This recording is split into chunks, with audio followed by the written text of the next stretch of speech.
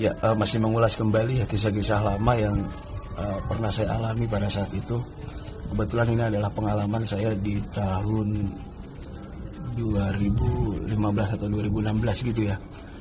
Dan di situ saya ngamen tertangkap oleh Satpol PP. Jadi begini ceritanya guys. Ya, pada saat itu saya berdua bersama teman saya ini memang berencana ingin main ke Jakarta, gitu, ke Monas tepatnya. Dan di situ kami berdua berinisiatif, ya udahlah kita sambil ngamen aja deh ke Jakarta gitu kan. Dan singkat cerita kami berangkat, dan kebetulan memang kalau dari Banten ke Monas itu nggak satu bis langsung sampai, jadi kita ada beberapa kali naik turun bis. Dan di situ kita sambil nyari uang juga sih. Dan singkat cerita kami ngamen, bis pertama itu tujuannya Kebonjeruk. Kita turun di Kebonjeruk dan kita transit naik mobil lagi gitu. Kita ngamen di bis lainnya gitu, arah ke Blok M kalau nggak salah pada saat itu. Dan pada saat naik bis kedua ini sepanjang perjalanan, dan akhirnya bertemulah lampu merah di situ. Kalau nggak salah itu Tomang ya, lampu merah Tomang di situ. Kebetulan pada saat itu memang lagi macet-macetnya itu lampu merah. Dan dari dalam bis itu aku lihat ada seorang pengamen yang sedang dikejar-kejar oleh Satpol PP gitu. Dari dalam bis itu terlihat jelas, dari kaca supir itu kan bisa tembus ke luar. Jadi di situ, wah, di sini aku sudah panik nih sama temen. Wah, itu ada razia kayaknya itu di bawah. Dan singkat cerita, Satpol PP satunya lagi ini pun udah mengintai gitu dari sebelah kiri, dari kaca sebelah kiri, bahwa ngelihat mobil bis yang aku lagi amenin ini sudah diintai. Jadi istilahnya dia udah melihat bahwa bis ini ada pengamennya. Dan singkat cerita, Satpol PP ini bergegas untuk naik ke dalam bis.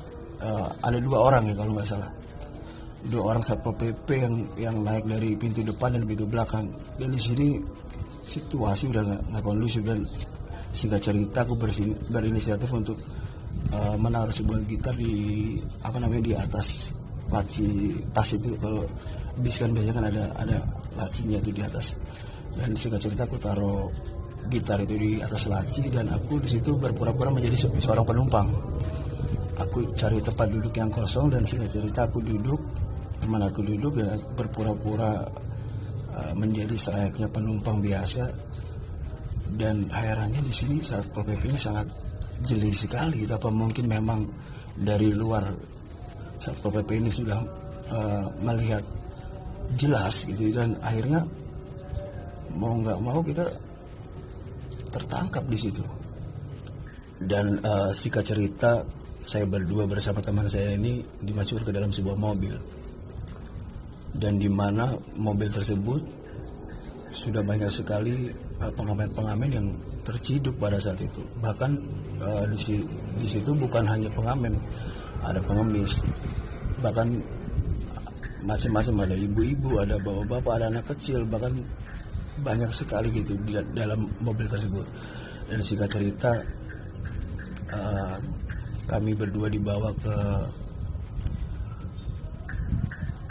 lebih tepatnya ini kayak pantai asuhan ya, cuman di sini menggambarkan suasana penjara juga sih, karena memang situasinya memang ya nggak beda jauh kayak penjara, cuman lebih tepatnya sih pantai asuhan ya, karena di situ memang nggak begitu serem juga sih. Cuman kalau ketika kita masuk memang suasananya kayak penjara gitu, ada besinya juga gitu.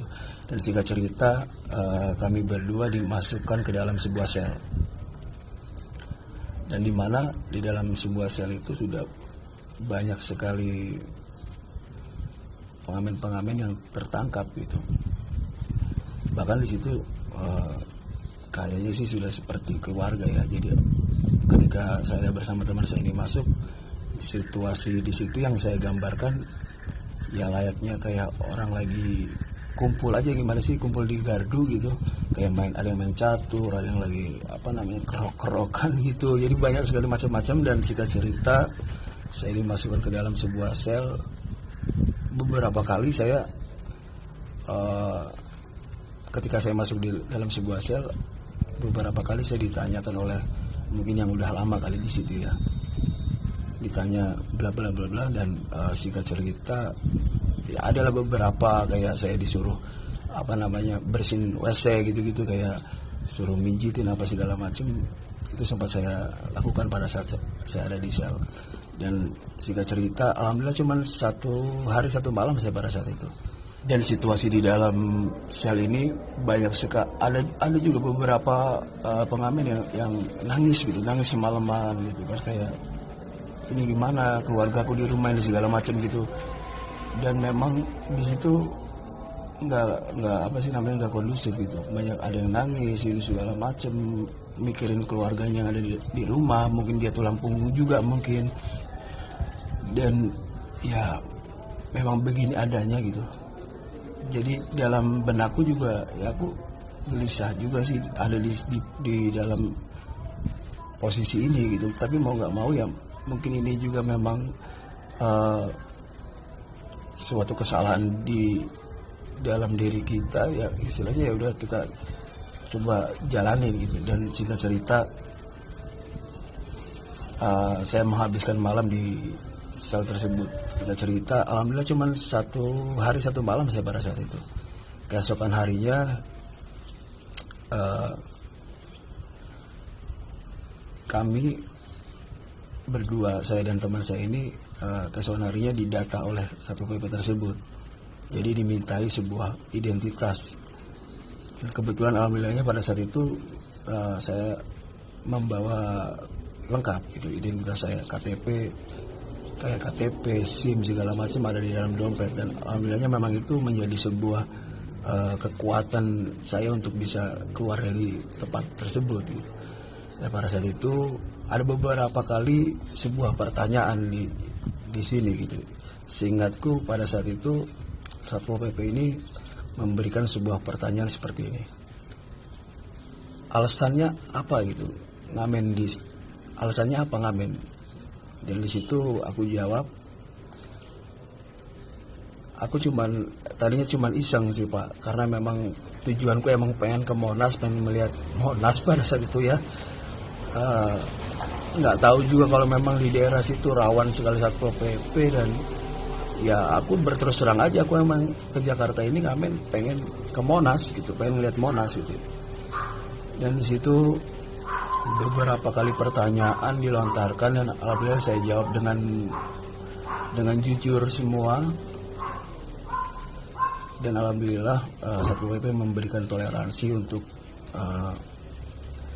tidak mengulangi kembali agar tidak ngamen di tempat ini gitu. Dan alhamdulillahnya pada saat itu dataku lengkap, dan memang karena baru pertama kali juga aku ketangkap di daerah itu, dan mungkin Satpol PP ini memberikan sebuah toleransi untuk diriku dan teman, jadi untuk tidak ngamen di daerah ini lagi gitu. Dan alhamdulillahnya pada situ kami berdua bebas, dan kami akhirnya pulang.